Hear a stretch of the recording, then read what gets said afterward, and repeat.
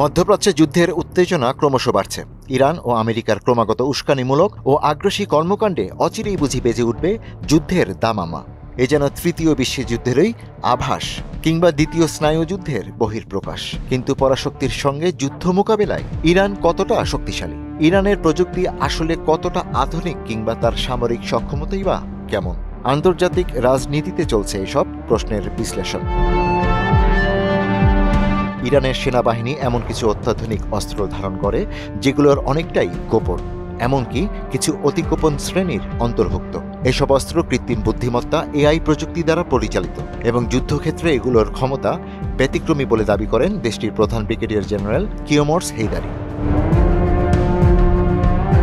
রাষ্ট্রীয় টেলিভিশনে দেয়া এক সাক্ষাৎকারে তিনি জানান, তাদের হাতে এমন অস্ত্র রয়েছে যেগুলো কৌশলগত কারণে এখনও প্রকাশ করা হয়নি, তবে সেগুলো সম্পূর্ণভাবে সক্রিয় এবং যুদ্ধের জন্য প্রস্তুত। হেইদারি বলেন, যদিও এগুলো প্রচলিত অস্ত্র হিসেবেই শ্রেণীবদ্ধ, আর কৃত্রিম বুদ্ধিমত্তার সংযুক্তির ফলে এসব অস্ত্র অসাধারণ সামরিক সক্ষমতা অর্জন করেছে। প্রথাগত কাঠামো ভেঙে বর্তমানে এটি এক আধুনিক, গতিশীল ও উচ্চমানের অভিযানে সক্ষম বাহিনীতে পরিণত হয়েছে।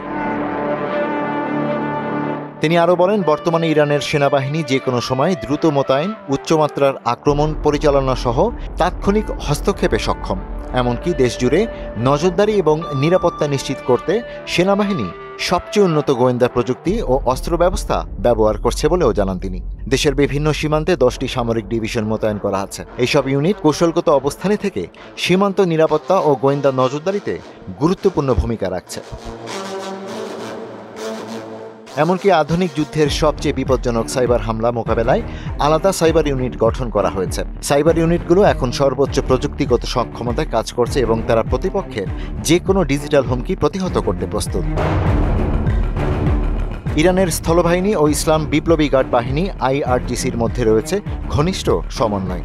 স্থল, সমুদ্র এবং আকাশপথ সবখানেই এই দুই বাহিনী পারস্পরিক সহযোগিতায় কাজ করছে। এই সংহত শক্তি ইরানের সামরিক সক্ষমতাকে বহুগুণে বাড়িয়ে দিয়েছে। মধ্যপ্রাচ্যের বেশিরভাগ বিপজ্জনক ও ক্ষতিকর ক্রিয়াকলাপের জন্য ইরানের এই বিপ্লবী গার্ডকেই বিবেচনা করা হয়।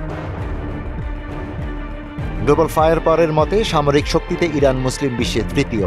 সক্রিয় সেনা সদস্যের সংখ্যা প্রায় 5,23,000। এর মধ্যে নিয়মিত বাহিনীর সদস্য আছে 3,50,000। ইসলামিক রেভলিউশনারি গার্ডস কোরের সদস্য আছে 1,05,000। এছাড়া রিজার্ভে রয়েছে 4 লাখ, যা মধ্যপ্রাচ্যের অন্যতম বৃহৎ সেনাবাহিনী। গ্লোবাল ফায়ার পাওয়ার ইন্ডেক্স হিসাব অনুযায়ী বিশ্বে সামরিক অস্ত্রের সক্ষমতার দিক থেকে ইরান আছে 14 নম্বরে।